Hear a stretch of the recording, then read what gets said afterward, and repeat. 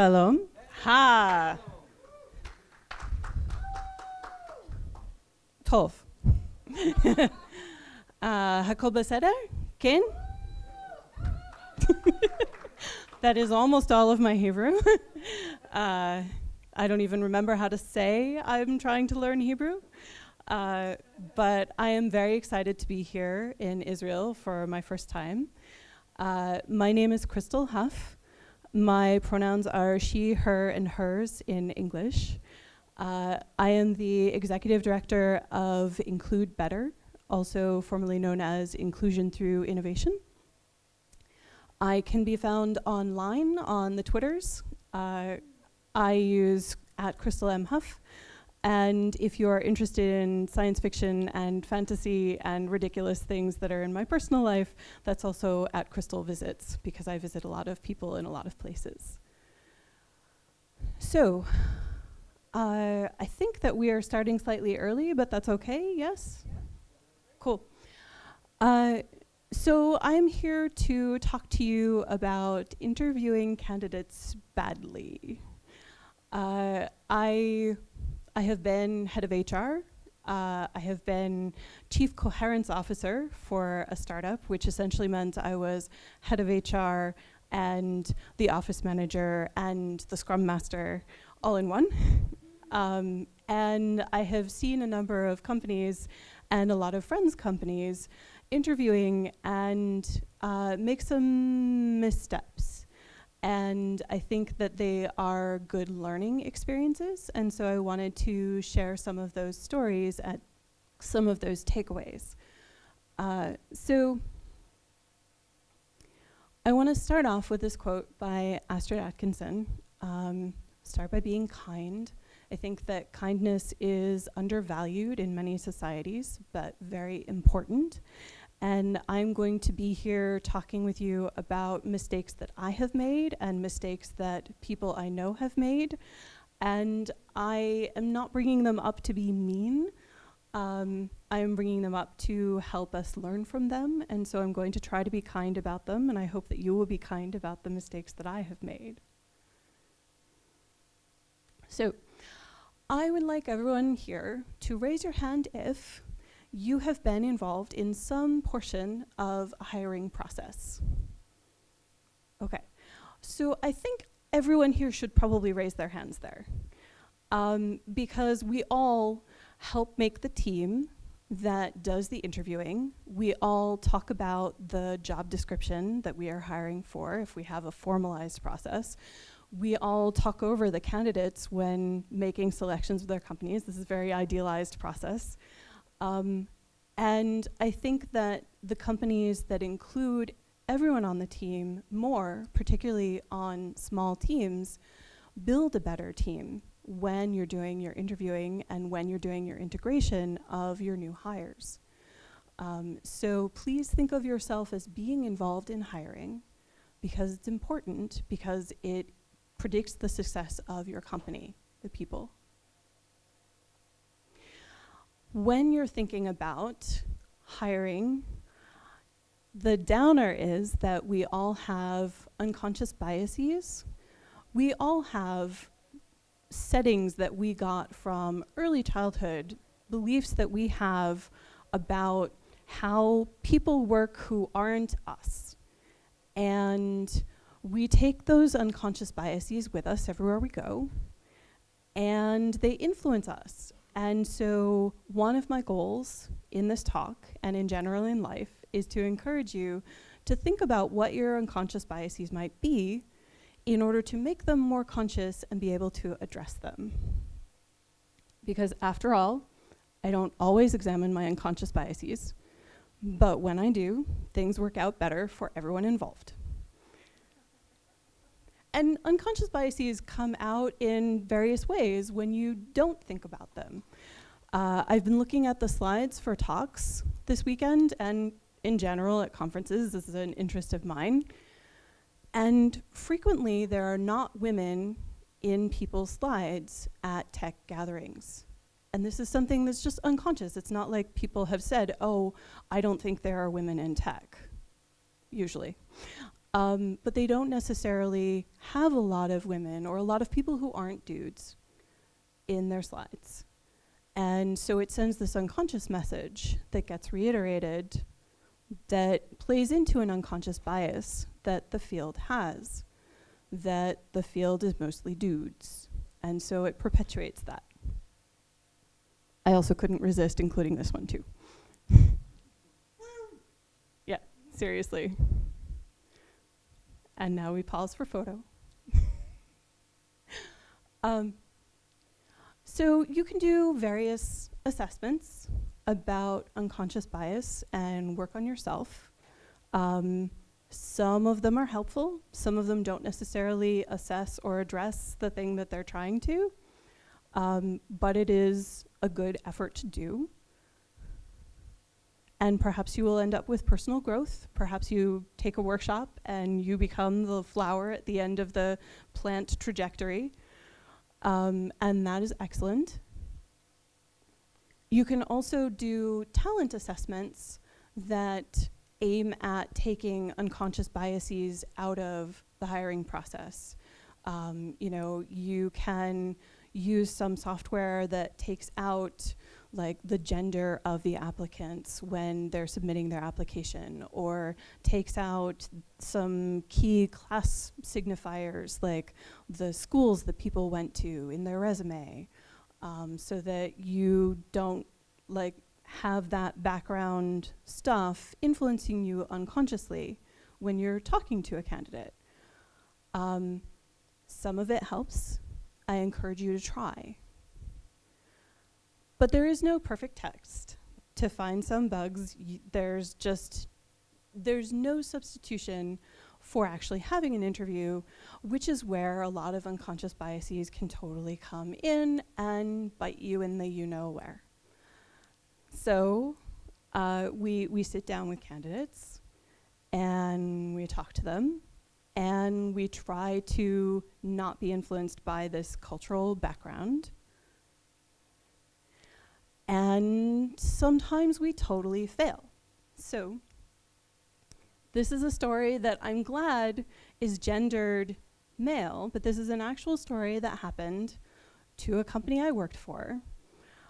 We were hiring and we interviewed a few candidates, and I participated in some of the screening of the candidates. And I was very excited about some of them. And so I checked in with the person who was the hiring manager. And in particular, we had a candidate who came in who was like, the screen was incredible. He was articulate, he knew what he was talking about, and he asked really thoughtful questions about the company and about where we wanted to go. When we scheduled an interview with him, he asked me, hey, what's the dress code for your office? Like, what should I come into the interview wearing? And I said, we are a startup. We wear jeans and t-shirts. I suspect you don't want to show up in jeans and t-shirts, but like, there's no dress code. Feel free. Apparently my stickers are attractive. So I told him, dress your comfort level. You will certainly be more dressed up than most people in the office because you're coming in for an interview. And he said, okay, great. I will, wear a button-down shirt and a vest and nice pants, but I won't worry about the full suit and ensemble. I was like, okay. So he came in, this really great black man, and he talked with a number of key members of the company. And at the end of the day, I checked back with the hiring manager and I said, hey, how was his interview? I thought he was really super in the phone screen, and he asked a lot of great questions. And the hiring manager said to me, oh, well, on paper he was really great and he said some of the right things, but he clearly didn't take us seriously because he didn't dress the part. And I said, no, wait. So he talked with me about this. And I told him our dress code was jeans and t-shirts, and so he shouldn't have had to dress up at all. And I saw him this morning, and he was wearing like a really nice button-down shirt and a vest. And nice shoes, and he was wearing a cap, I think. He looked really nice, but, also that's not required for the job, right? Right, hiring manager, that's not required for the job. And the hiring manager couldn't get out of his mindset that this candidate didn't dress the part, and he would not hire this person. And that's the only reason he would give me. And so to this day, I feel like that hiring manager was just not willing to say, hey, I live in American society where there's this huge cultural background of racism, and I was really surprised that the candidate was a really black man, like really dark black, and I wasn't comfortable thinking about that, and so I assumed he wasn't taking the job seriously because of how he was dressed. So, bummer. So we do have these expectations of what people wear when they come in for interviewing, and I am telling you this story explicitly so that you will think about this and try to discount this assumption and this automatic inclination that people should dress up for interviews and dress the part. Because really, when we're talking about dressing the part, this is the part I want to dress for every day. But I am sadly not a 3-year-old with an amazing parent who did this incredible photo shoot of her as Wonder Woman. You should totally look up the story if you don't already know it. And so I want people to rethink the entire phrase of dressing the part, because it's something that we need to think about consciously. So, another story time. I was head of HR for a company, and it was a small company, and we were getting ready to scale up in a big way. We were trying to hire a lot of people. And one of the candidates who came in was a friend of the co-founders. And I said, I am head of HR. I know enough to know this is gonna be a big deal if we hire this person, and this is gonna be a big deal if we don't hire this person, right? Friend of the co-founders, big deal. So we need to actually have everybody's involvement in this decision. At the time, there were only maybe 7 people in the company. Maybe we were 10 at that point. So we could totally all sit down with this candidate and with every candidate for this position, to be fair, right? And we could totally all make this decision together, right? So I got that far in the thinking process. What I did not think through was that some of my devs were really not sure what interviewing meant and had not at all thought about what they would say when faced with a candidate. And so it turns out that my devs sat across the table from a very nice candidate, and there was an awkward silence. And then one of them popped out with, okay, I'm just gonna say it. Would you eat a kitten to get this job? Well. And everyone wants to know what the answer to that question was. And everyone has a different theory about circumstances that might involve eating a kitten. Is the kitten kosher? No, kittens are not kosher. You probably know that. Is the kitten the only food source on a desert island? I actually relayed this story to a friend, and all he said was yes. Yeah, you know this person. So the story here is not just that we didn't think about what people were going to say in these interviews. We didn't think about what good questions would be, not just, would you eat a kitten to get this job? Or A-B kitten comparison. Or assertions that kittens are cute. Like, we didn't think about what to ask candidates, like, what interests you in this field? You know, where do you think you want to be in this company? Who do you think you want to work with, knowing what you know now? You know, what are you really concerned about in our field and in the current events of our genre, like our work that we do? Like, there are many customizable questions that you can have, that you can prepare yourself with for interviewing candidates. And my team hadn't done that, and that was on me. And so they blurted out, "Would you eat a kitten to get this job?"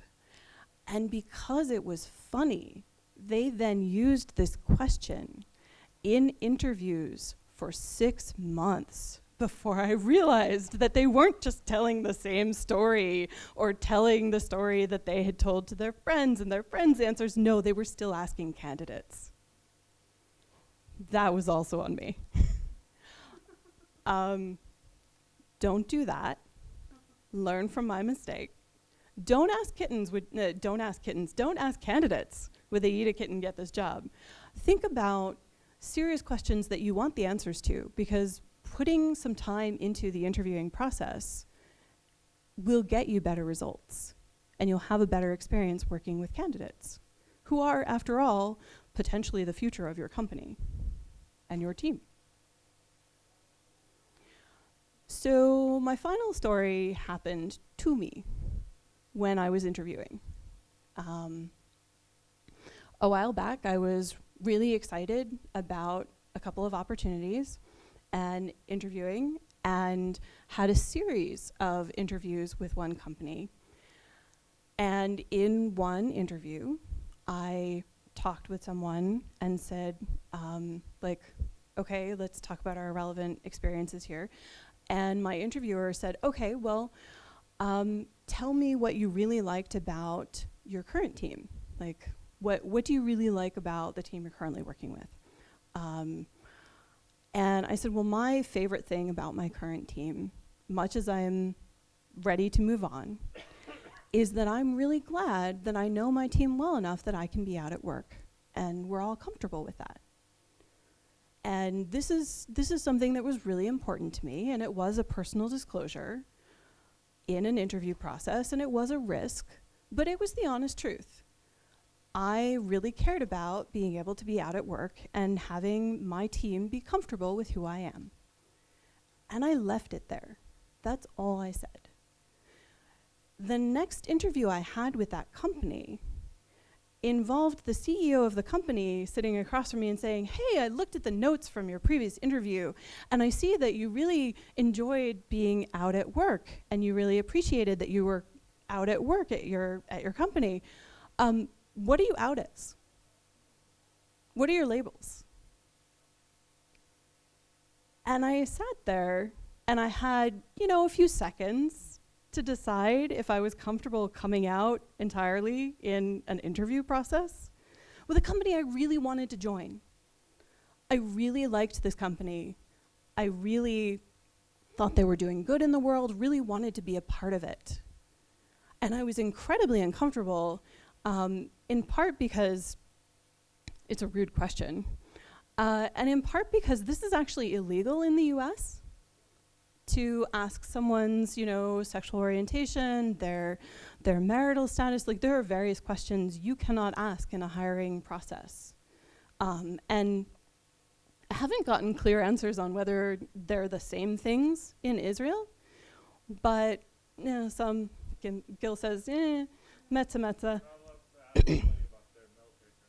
You're legally not allowed to ask someone about their military service. Or family status.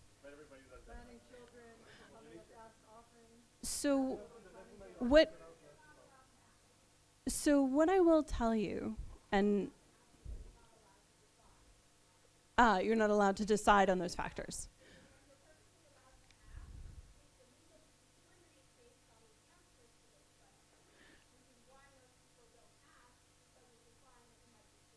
Okay, so I'm gonna repeat that, and then I'm going to bring it back in. So it's illegal to discriminate against someone based on the answers to some questions that are personal. And that's the baseline of where we're at in the US as well. Like, it's illegal to discriminate against people based on their sexual orientation, their religion, their marital status, etc. So I was very surprised to get this question for an organization that I believed to be feminist and to care about doing good in the world. And, well, that situation didn't work out. But this was my inside voice for the rest of that interview. And this was my inside face. This is a fantastic illustration. I love this. I was dying a little bit on the inside because I no longer had faith in this company and their ability to treat me well if I joined them. And so I would like you to be aware of governing laws when you are interviewing candidates. I would also like you to think about the power imbalance inherent in interviewing, because when you're sitting across from someone who wants to join your company, there is a power imbalance that inclines them toward answering these questions. And so it really is your responsibility to not ask bad questions. And it was that company's responsibility to not ask me about my orientation or my family. I also want you to think about some factors for imposter syndrome. Thank you, Nati. This slide is in Comic Sans. Really? Oh, that usually gets a laugh.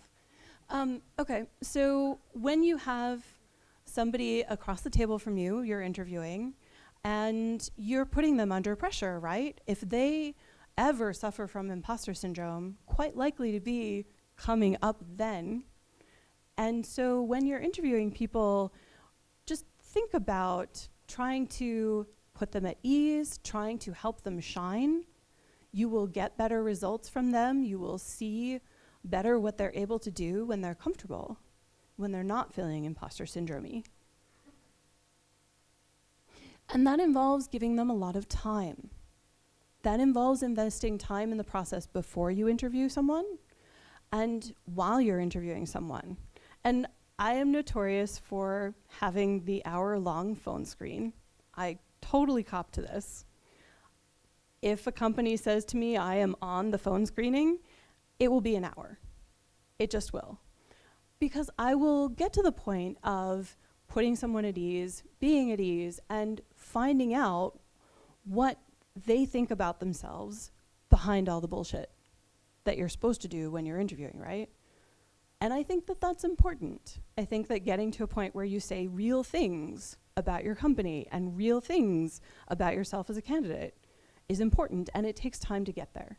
So when you're interviewing, please invest time in the process. I also want you to think about how to be more inclusive of people of a variety of gender identities, sexual identities, gender expressions. This slide was originally titled the singular they, and then I found out that the singular they is not gender neutral in Hebrew. I would love to hear anyone talk to me after this about how to solve that, because for those of you who don't know, which at least some of you in the room I recognize as not being Israeli, Hebrew has a singular they that is masculine and a singular they that is feminine. And I would like to see solutions for this that send people the message that they don't have to be dudes to join your company. And when you tell stories about people in your company when trying to attract very cool candidates, like, try to tell stories about your company that aren't always, you know, he did this in our company. That's not always about dudes. Finally, I would like to leave you with the thought that all of this stuff that I've talked about involves putting time and effort into the interviewing process, and it saves you from the momentarily charismatic candidate. Because when you Google momentarily charismatic, what you get is a lot of white dudes, including Leonardo DiCaprio, Trump, and Hitler. And the momentarily charismatic candidate, when you're going on your unconscious bias and just reading what's at the surface and your assumptions, can turn into a real horror show later. So, toda rabah.